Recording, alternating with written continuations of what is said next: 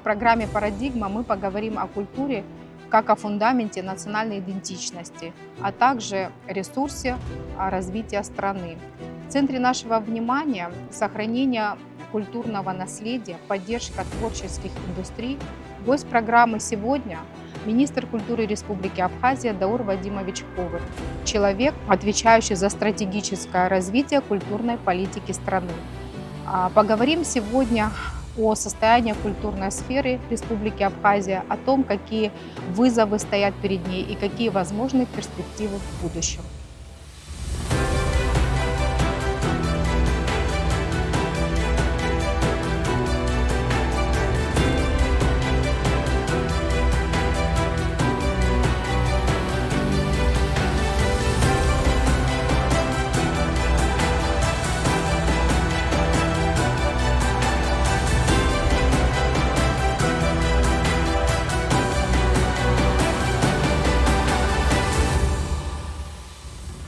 Даур Вадимович, здравствуйте! Рада вас приветствовать сегодня в нашей программе «Парадигма».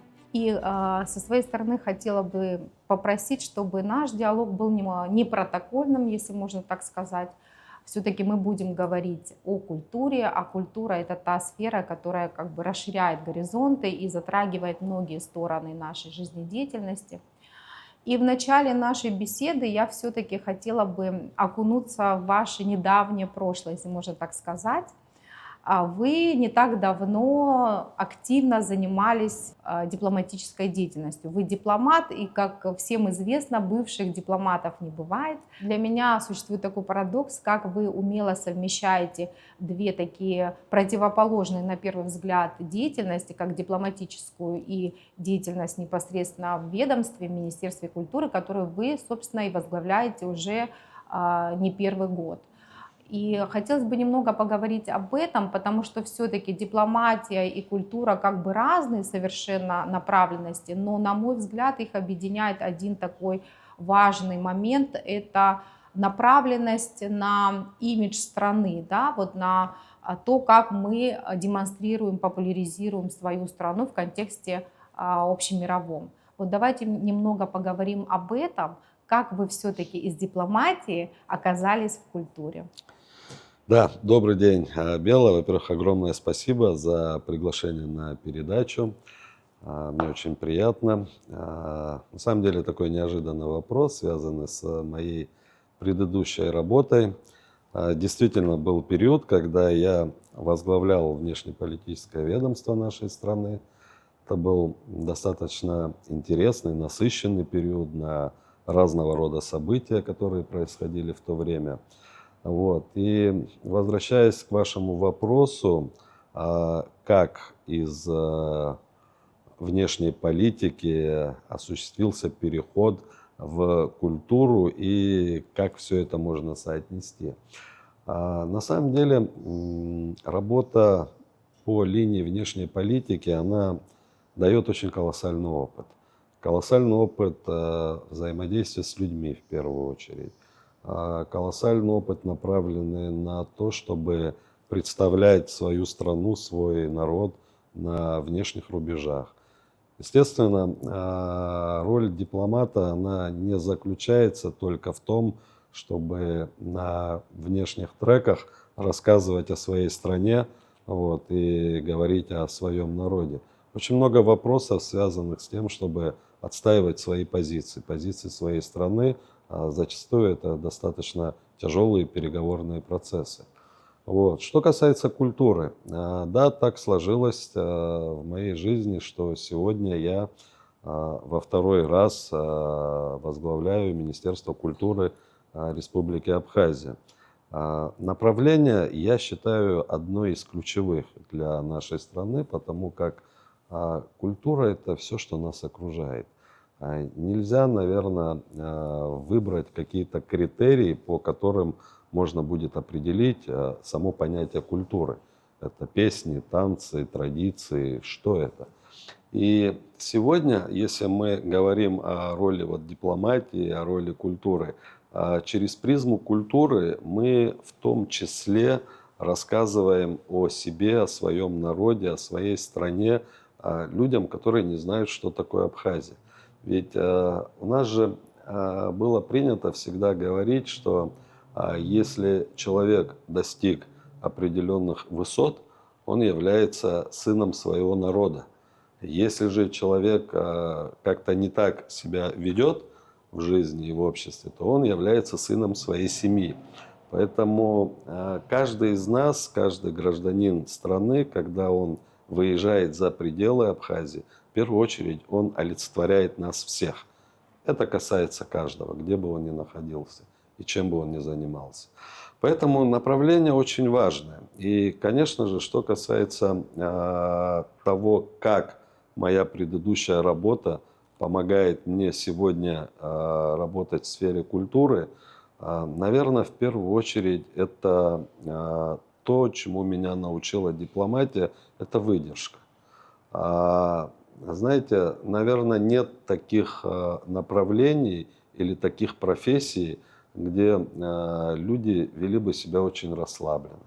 Все люди разные. Но все, что касается культуры, все, что касается людей творческих, это люди особенные. Потому что в Абхазии у нас каждый человек штучный. И если мы говорим сегодня о творческих направлениях, я с полнотой и уверенностью могу сказать, что у нас люди, которые занимаются творчеством, они на самом деле очень эксклюзивны. Это люди, которые подходят к своей работе не просто как к работе, это люди, которые, наверное, отдают всю свою жизнь своей деятельности, своему творчеству и своему искусству.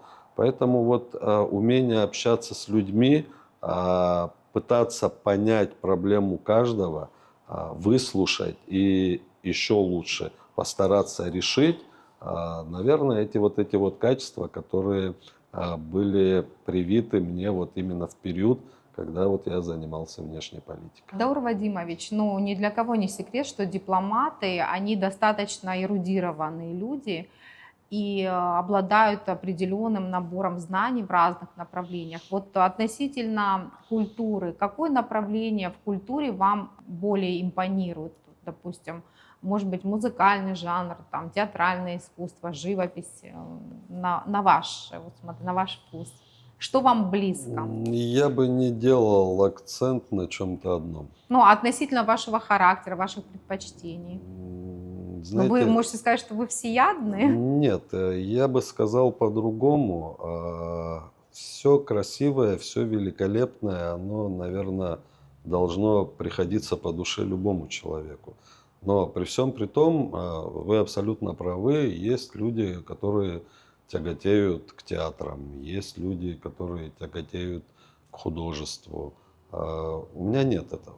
Ну, эстетика прежде всего, да? Вот Мне, как бы. мне нравится все красиво. Если я пришел на спектакль, посмотрел, и как сегодня любит говорить молодое Вот. поколение, этот спектакль зашел, Мгм. значит, мне это понравилось. Если нет, нет. То же самое и с выставками. То есть, ну, у меня нету такого, Каких-то чтобы таких. вот я куда-то очень хотел бы вот пойти вот на какую-то или выставку, или специально в театр, или специально на какой-то концерт. Нет. Я смотрю, вот либо оно мне нравится, Ну, с либо оно учетом мне не вашей, как нравится. бы, Ну, если мы говорим деятельности, о профессиональной, это да, другая видно. история, да. Профессиональная часть моей жизни, она как бы приходится оценивать по каким-то критериям, да, те или иные вещи. Но если говорить о чем-то личном, то я бы ни к чему себя не привязывал бы. Ну, нету у меня того, чтобы я отдавал предпочтение тому или иному направлению в искусстве. Но мы с вами знакомы достаточно давно и работали вместе в свое время. И я вас знаю как человека достаточно коммуникабельного, такого открытого к диалогу. И, собственно, ваша предыдущая деятельность об этом говорит сама за себя. Но, скорее всего, как это и бывает обычно в жизни, я думаю, что в вашей сегодняшней профессиональной деятельности не бывает без каких-то вот качелей, скажем так, эмоциональных. Существуют определенные сложности в работе, в рабочем процессе. Как вы справляетесь? Потому что все-таки само ведомство, оно достаточно уязвимо относительно всех, скажем так, сложностей и перипетий, которые у нас в обществе и в стране существуют. Естественно, существуют какие-то, можно сказать, такие, ну, негативные, может быть, моменты. Не всегда все бывает так гладко. И люди разные, которые, собственно, и окружают вас в работе. Что вам помогает удержаться на плаву и вот этот выдержать баланс между сотрудниками ведомства, в коллективах непосредственно и сделать так, чтобы планомерно министерство шло к определенной такой цели?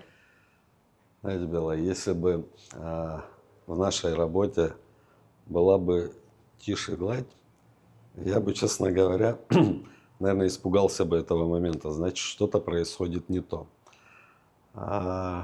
Направление культуры, я говорил об этом, в первую очередь это люди. И мы все люди разные. Люди творчества – это люди эмоциональные. Даже если мы говорим о семьях, да, внутри любой семьи все равно есть разность мнений по одному и тому же вопросу. И слава Богу, что это так. Вот. Отвечая на ваш вопрос, как удается соблюдать некий баланс, наверное, в первую очередь это то, что необходимо умение для, наверное, любого руководителя слышать и слушать человека. Вот это очень важно, потому что когда ты вникаешь в суть проблемы человека, а любой человек, когда делится с тобой, он делится не из какого-то праздного настроения, он говорит тебе о том, что для него очень важно. И попытаться его понять, услышать и постараться помочь человеку в реализации, в первую очередь, его каких-то творческих инициатив, это важно. Не всегда удается, чего скрывать, не всегда удается, но, по крайней мере, стараемся делать так, чтобы многие инициативы были поддержаны и реализованы. Наверное, вот это основная деталь для того, чтобы у руководителя не было, как вы говорите, вот этих вот качелей вот с теми людьми, с которыми он по роду своей работы сталкивается каждый день. Насколько я знаю, коллектив вас очень любит и дорожит вашим мнением, и у вас сложился такой как бы микроклимат в министерстве, где вы друг друга все поддерживаете и стараетесь общей такой дружной командой реализовывать те или иные проекты. Но сейчас мне интересно все-таки от вас услышать такой ответ вот на мой следующий вопрос. Что для вас значит вообще традиция, культурная традиция? Абхазия маленькая страна, но обладает своими традиционными ценностями, которые, в принципе, мы все транслируем в современной жизни. А что именно вы, начиная с вашего детства, можете назвать как традицию, которая вас сопровождает всю вашу жизнь? Может быть, как пример?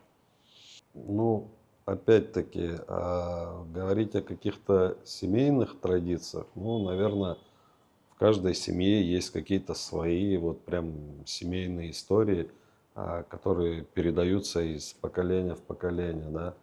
Ну, одна из таких традиций, наверное, у нас у всех в семьях празднуют Новый год. Каждая семья и каждый человек празднует его по-разному. У кого-то традиционно Новый год это встретить где-то за пределами дома.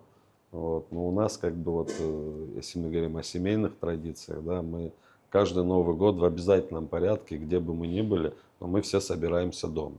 Вот это прям как бы такая традиционная история. Это не совсем то, что именно относится к понятию наших абхазских традиций. Я говорю об общечеловеческих традициях, которые существуют. Вот. Если мы говорим в целом, вообще применительно всего нашего народа, есть наши традиционные праздники, которые мы также отмечаем. И даже в этом вопросе вот праздник, который мы отмечаем с 13 на 14 число, которое священный для нас праздник, Ажирноха, даже в этом празднике каждая семья есть своя особенность, как она его отмечает. Вот. И, наверное, в этом многообразии и есть прелесть всего нашего народа, что мы не повторяем все одно и то же. Есть общая канва и есть какие-то детали, которые Нюансы. даже семейно отличают нас друг от друга и дополняют друг друга. Даур Вадимович, вот не так давно в нашей стране прошел экономический инвестиционный форум, как мне кажется, с большим успехом.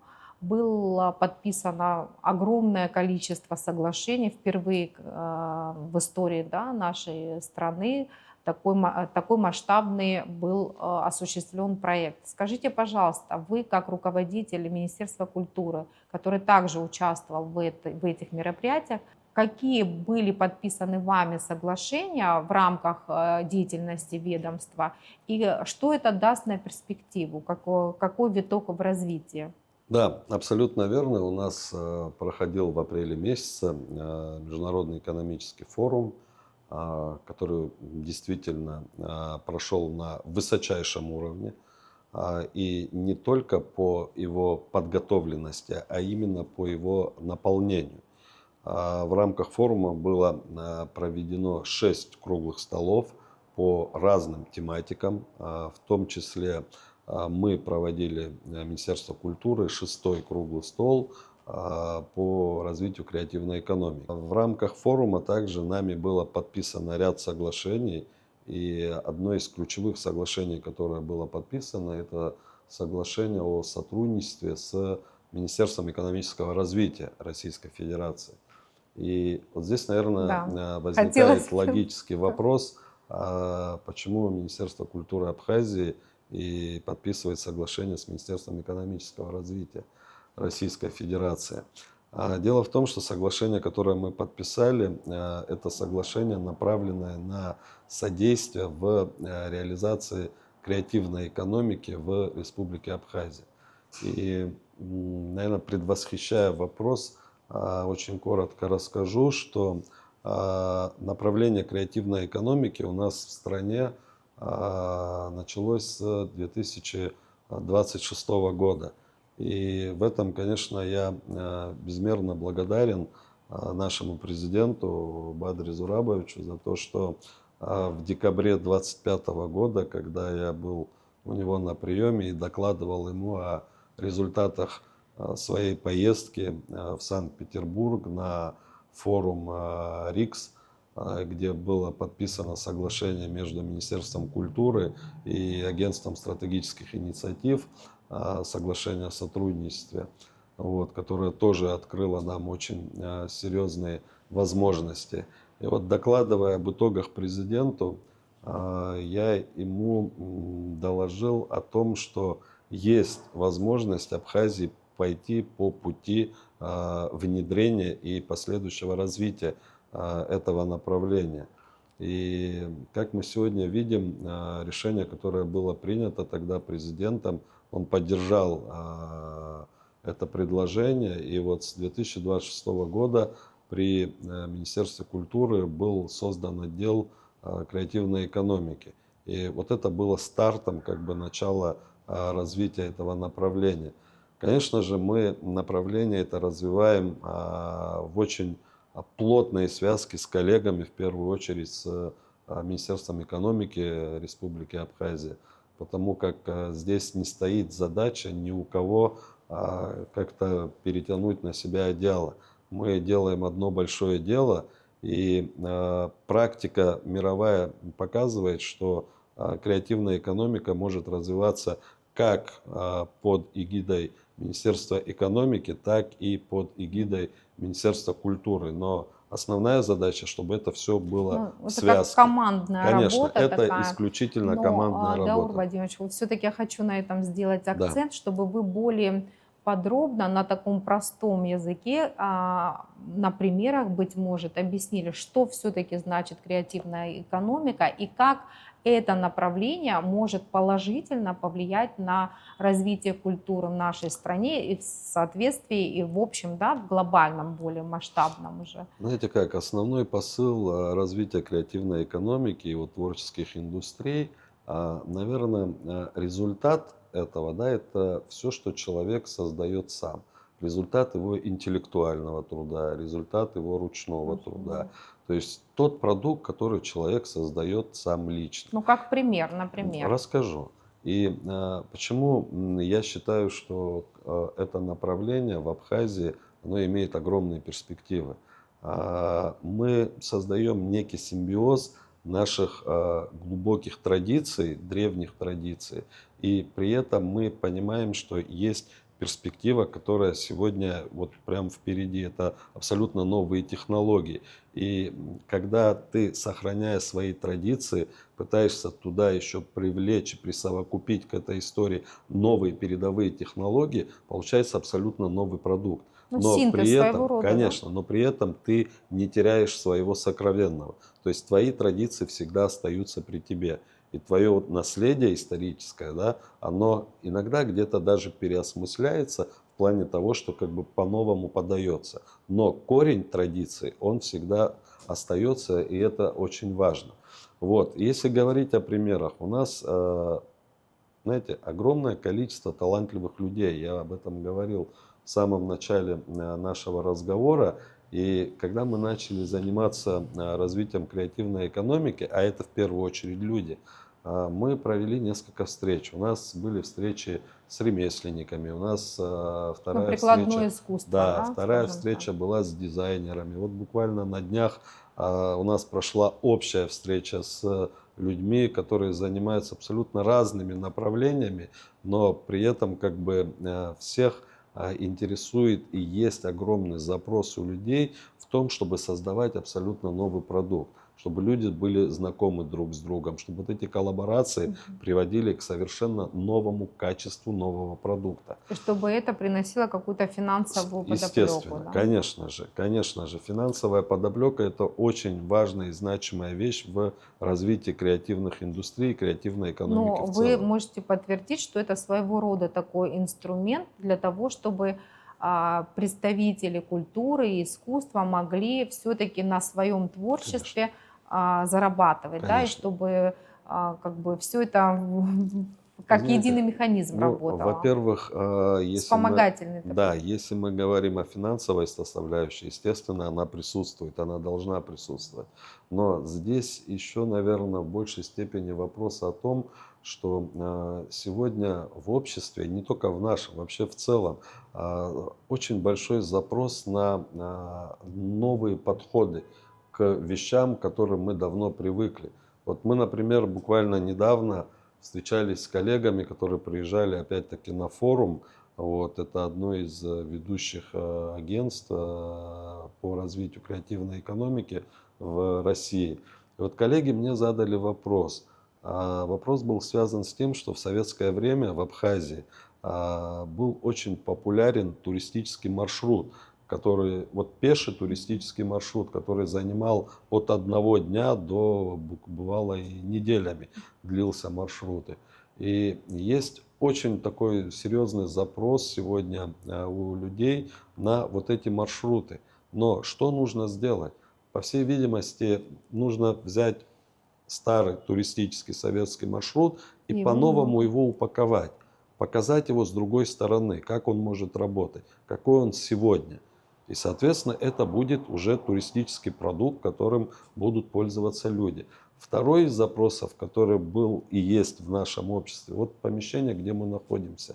Я, кстати говоря, пользуясь возможностью нашего разговора, хочу искренне поблагодарить хозяина этого отеля, Утара Какалия.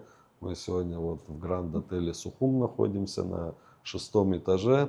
И Открывается красивая историческая панорама шикарная города. панорама, но важно то, что Утар предоставил нам это помещение безвозмездно под так называемый коворкинг, где люди имеют возможность приходить, работать, общаться.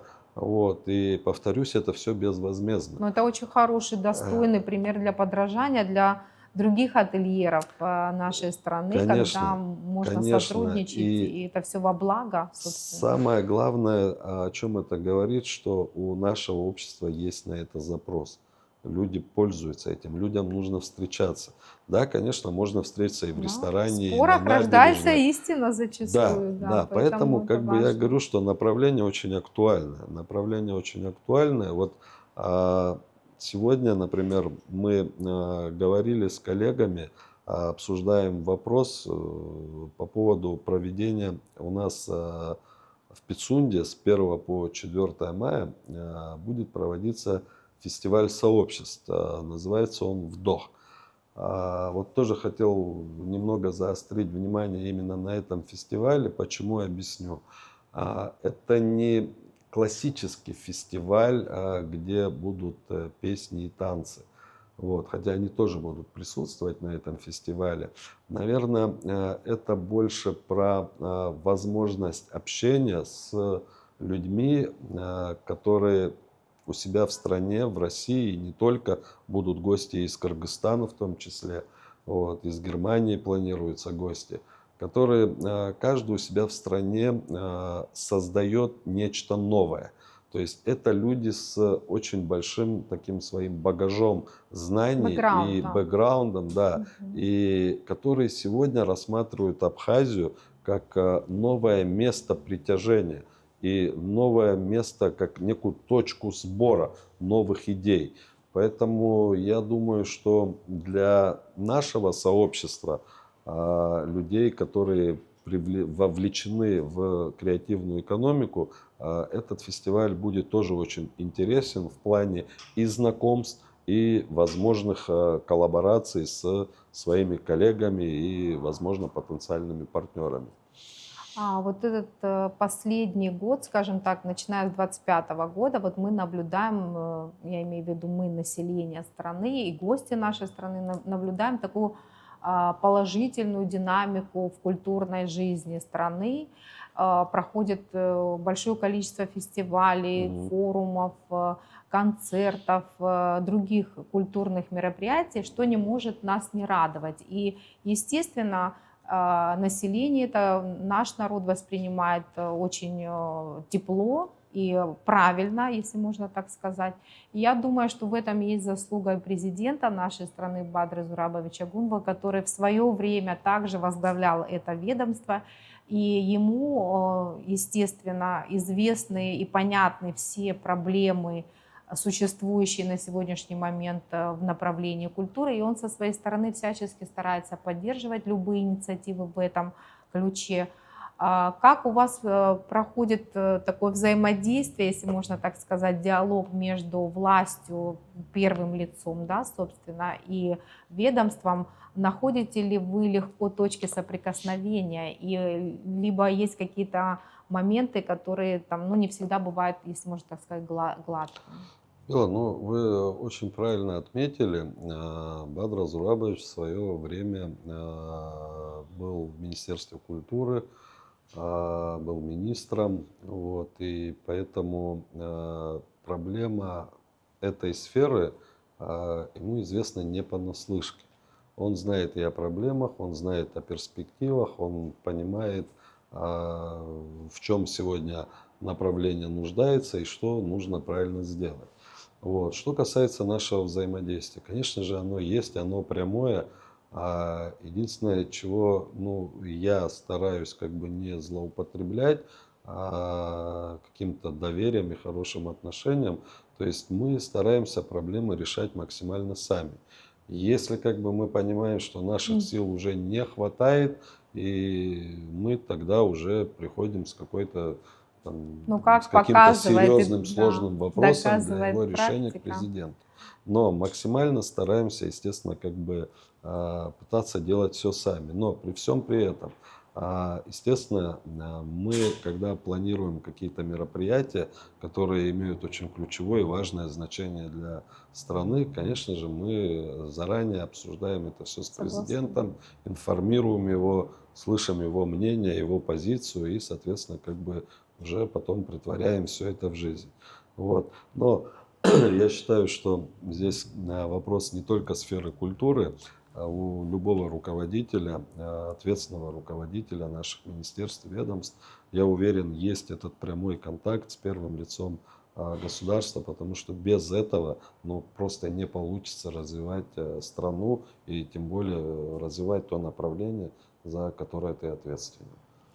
Особо хотелось бы коснуться темы историко-культурного наследия. И вот хотелось бы услышать ваше мнение относительно работ реставрационных. И также вот если, допустим, на примере набережной Мгм. нашей, на которой сейчас ведутся раскопки, как вы видите дальнейшее вот развитие этого направления в контексте, вот, если вот сейчас углубиться, именно в контексте этого эпизода по набережной?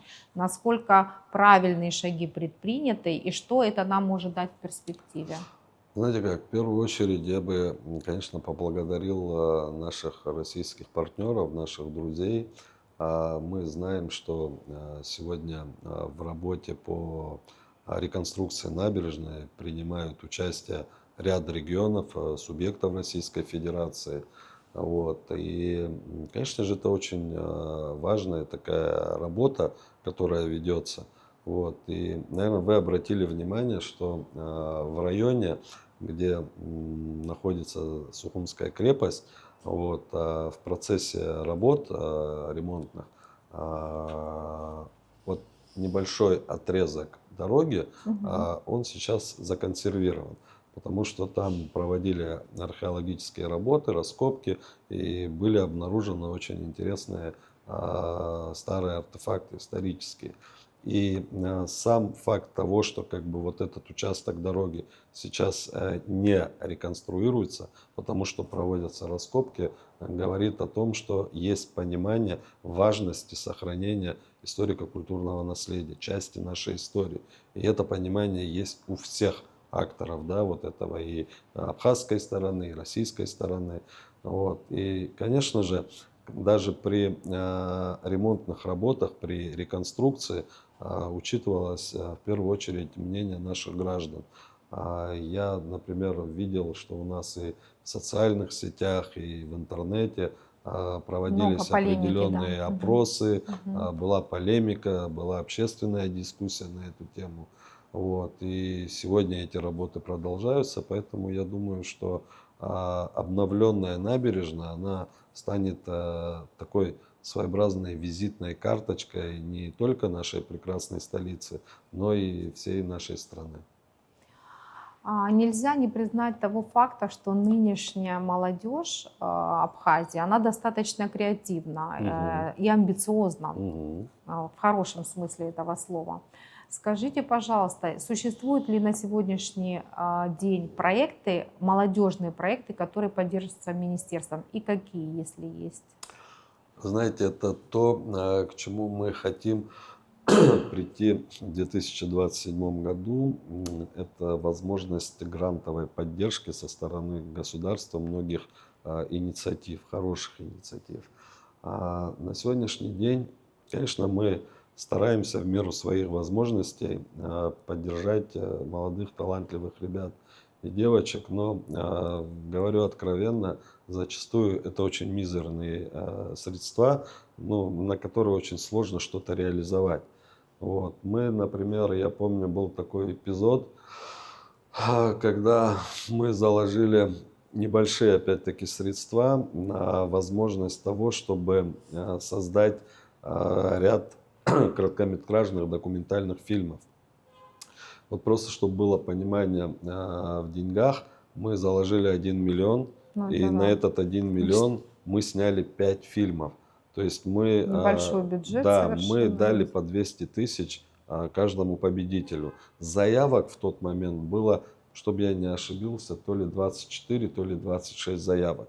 Это говорит о том, что есть колоссальная потребность Мгм. у молодых ребят именно в направлении кинематографа что-то Ну да, это снимать, что-то достаточно сейчас творить. популярное Да, направление. и те деньги, которые мы дали, 200 тысяч, но мы объективно прекрасно понимаем, что это ну, практически Ну, ничего. Это, наверное, такой больше некий мотивационный стимул, да, какой-то, для да, того, чтобы элемент. ребята в дальнейшем смогли что-то сделать. И я благодарен каждому, что люди нашли денег, добавили, и реально мы имели на выходе 5 фильмов, что не Ну, может не это тоже радовать. неплохо для маленькой страны, Да, да, поэтому, вполне вполне. поэтому вот в продолжении вопроса я все-таки полагаю, что в 2027 году очень рассчитываю на поддержку со стороны правительства, что, наверное, сможем продумать некие механизмы, которые смогут регулировать выдачу небольших грантов на реализацию тех Ну, или тоже иных проектов. хорошее дело, да. А если порассуждать немного о культурной инфраструктуре относительно наших театров, Мгм. музеев, домов культуры, вот что вы можете об этом сказать? Ведется ли какая-то работа по реконструкции? Ну, вот от себя лично хотела бы тоже уточнить такой момент относительно нашего основного главного зала, главной сцены страны, это Государственной филармонии. Будет ли, планируется ли какая-то реконструкция, модернизация этого зала и что, как вы видите, да, дальнейшую деятельность в этом Ну, направлении? наверное, ни для кого не секрет, мы об этом всегда говорили, говорим, с благодарностью отмечаем поддержку наших российских коллег, благодаря которым у нас были введены в эксплуатацию два зала. Это картинная галерея и центральный выставочный зал. В особенности вот центральный выставочный зал после той жуткой трагедии, которую мы все перенесли, в результате которой мы лишились нашего фонда, не побоюсь этого слова, картинного.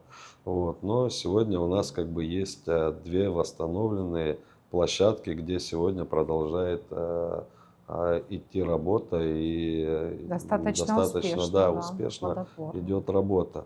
Вот. В ближайших планах а, будет проводиться работа по восстановлению нашего музыкального училища. Ну, будут проводиться ремонтные Глобальные, да. работы. Да. И эти ремонтные работы, они затрагивают не только само здание, но также речь идет и об обновлении всего парка музыкальных инструментов. Ну, это Вот. Это тоже делается при дорогое поддержке удовольствие. наших российских коллег, в частности Министерства культуры Российской Федерации. И об этом решении было заявлено на одном из мероприятий, когда кстати говоря, в Центральном выставочном зале присутствовали Бадра Зурабович и Сергей Владиленович. И вот как раз в одном из интервью, отвечая на один из вопросов, Сергей Владиленович как раз отметил, что вот есть такое решение, Минкульт России проработал, и вот будут выделены средства на ремонт этого музыкального училища. Конечно же, Да, это мы, кузница наших музыкальных конечно, кадров, безусловно, конечно, это очень серьезный, что серьезный шаг. касается других наших объектов и той же самой филармонии, и театров, знаете как, многие эти объекты, они сегодня нуждаются в реконструкции, потому как, наверное, ремонт там проходил в 2012 году. Да. И в этом же году, в 2012, и наши театры, и та же самая филармония, они были оснащены техникой. Ну, прошло достаточное количество времени, конечно же, и сегодня, наверное, все-таки эти залы нуждаются в некой модернизации. Конечно же, сегодня все работает. Ну и если говорить о перспективе, все-таки помимо того, что у нас есть, я вижу прям потрясающую необходимость в строительстве большого концертного зала, минимум на 1500-2000 человек с прилегающей инфраструктурой. Что имеется в виду? Нужна территория, где можно собирать большое количество людей, да, для показов разных Ну, мероприятий. Нужны помещения, где можно проводить выставки. Например, Абхазия может себя очень хорошо позиционировать как территория, где проводятся разные экспо-выставки. И не только это должно быть об Абхазии. да, Сюда вообще могут приехать из любой представители. страны, не знаю, в первую очередь из Российской Федерации, провести какую-то тематическую выставку. Своего рода такой Экспо. культурно-деловой центр, Да, экспо, да? нам нужно, вот нам Экспо-центр. нужна вот такая Хороший. площадка в обязательном порядке. Мне так кажется, и дай-то Да. Бог, чтобы это в ближайшее время получилось. Вот. Ну и потенциал у нашей страны колоссальный. Здесь, знаете, у меня большая мечта проводить разного рода международные фестивали. Я очень хочу, если у нас все получится, в 2027 году провести в Абхазии театральный фестиваль. Вот. Мы много об этом рассуждаем, говорим, и я думаю, это будет большим событием. Хочется возродить историю по проведению международного кинофестиваля. У нас в 2016 году была очень успешная, на мой взгляд, попытка, и мы провели очень достойно международный кинофестиваль. Вот. Хочется сделать эти мероприятия ежегодными, традиционными, и чтобы Абхазия стала именно таким местом притяжения в культурном плане людей, которые бы позиционировали Абхазию не только с отдыхом на море или в горах, но и приехав сюда, чтобы они получали такое культурное, очень такое эстетическое наслаждение. Ну, это как раз к вопросу о том, что мы обсуждали выше, о креативной экономике, Да. где будут задействованы несколько ведомств ключевых: Министерство по туризму, Министерство культуры, Министерство экономики. Собственно, вот такой мощный механизм для создания тех или иных масштабных проектов. Вот скажите, пожалуйста, Даур Вадимович, мы часто говорим, и вы, собственно говоря, часто говорите в своих интервью о международном сотрудничестве. Вот если говорить конкретнее, помимо, кроме, да, вот Российской Федерации, с кем Министерство культуры на сегодняшний день активно сотрудничает в направлении культуры?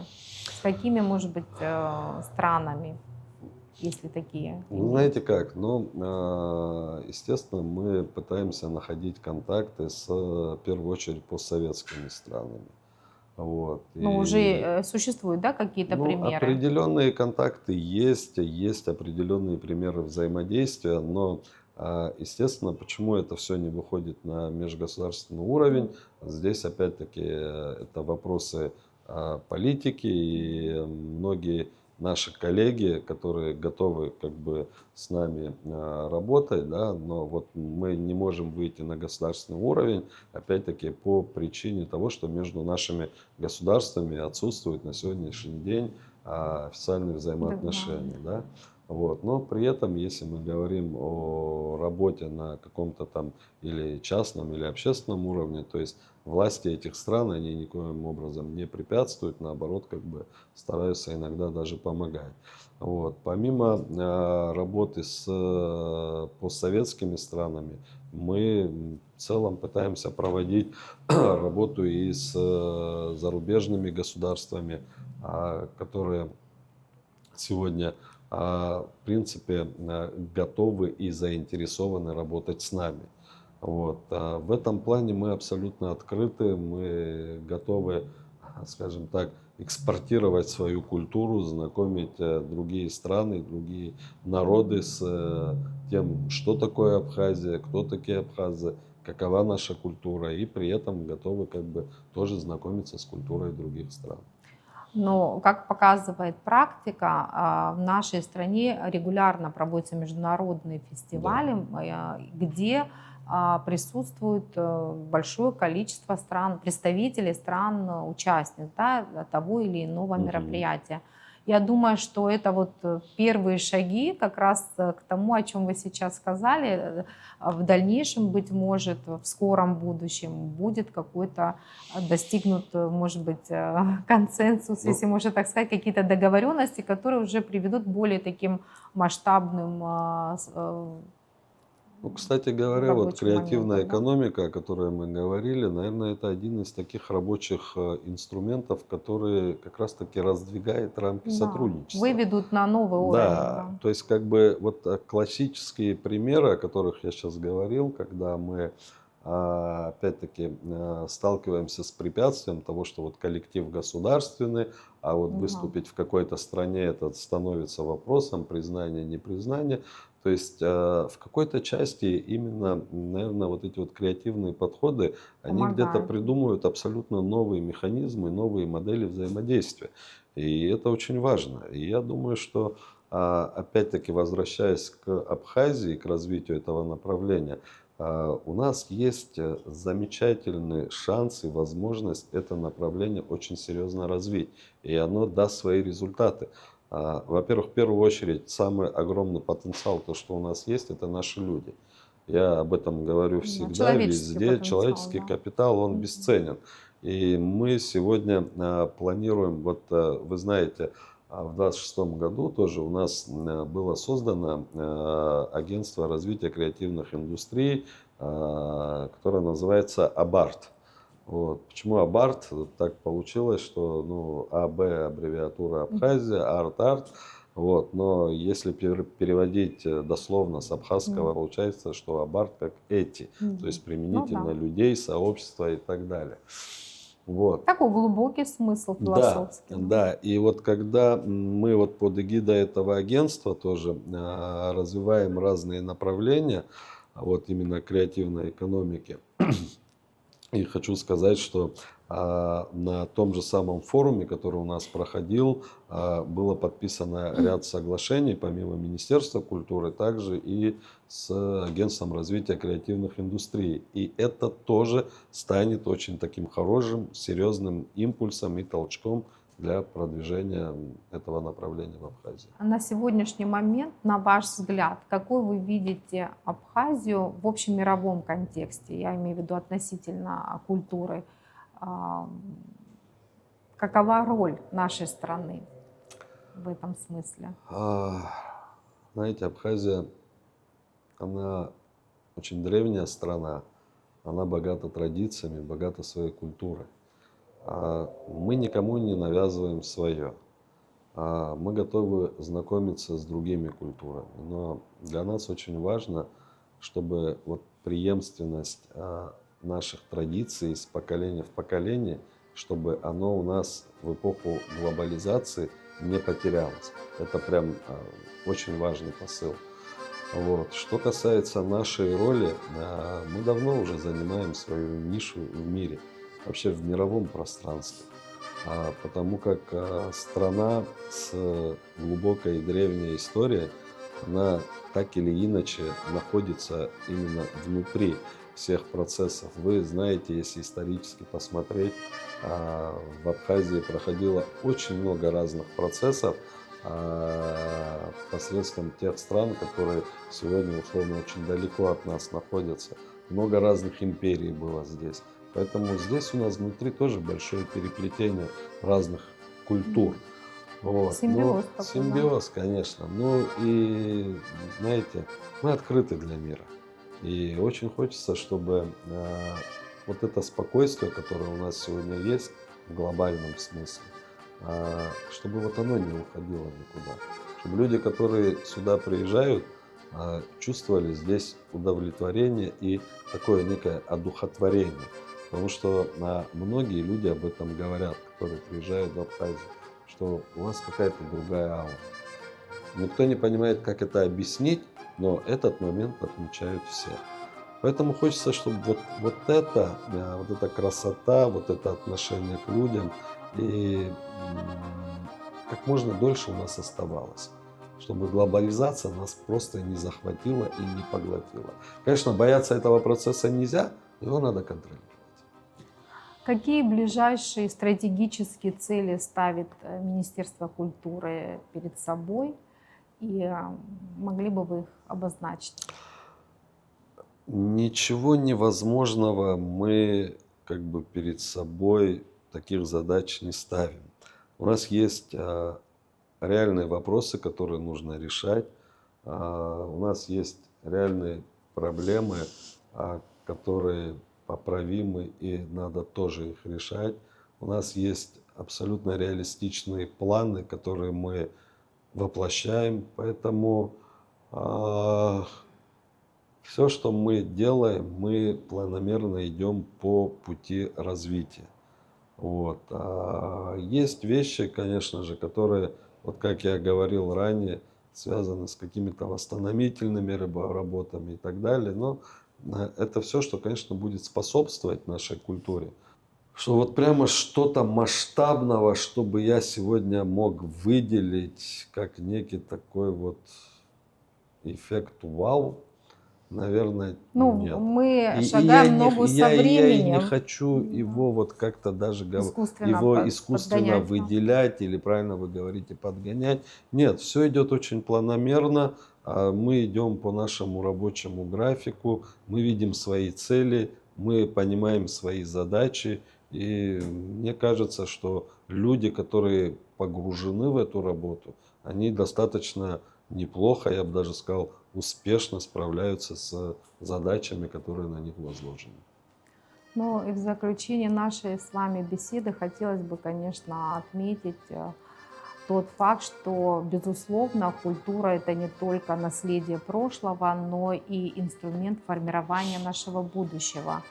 И опять же, возвращаясь к вашей начальной истории, вашей биографии, посредством диалога как бы принимаются те или иные серьезные решения. Мгм. А посредством диалога культуры, я думаю, мы можем расширять наши горизонты, популяризировать свою страну, показать всему миру, что из себя представляет маленькая, гордая, красивая Абхазия. Абсолютно верно. Спасибо вам, Даур Вадимович, за такую теплую беседу. Я думаю, что мы с вами будем встречаться чаще, с учетом того, что страна развивается, культура нашей страны развивается очень динамично. Я думаю, все у нас будет хорошо. Спасибо вам, Спасибо. Бела. Спасибо за Спасибо. возможность сегодня быть с вами. Спасибо.